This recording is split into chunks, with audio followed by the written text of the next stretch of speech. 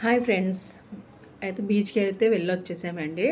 So hair చూసారా, మొత్తం length అంతా తగ్గిపోయింది, డ్రై అయిపోతుంది.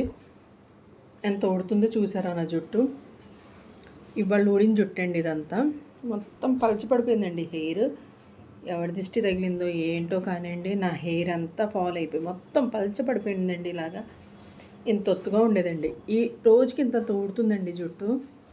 ఏం చెప్పుకుంటామండి, ఎవరి కళ్ళు పడ్డాయో ఏమో, కానీ నాకు ఎవరైనా బ్యూటీషియన్స్ ఉన్నా, నార్మల్గా ఉన్నా, నాకు మాత్రం కొంచెం సజెషన్ ఇవ్వండి. హెయిర్ ఫాల్ అవ్వకుండా ఏం చేయాలో కొంచెం.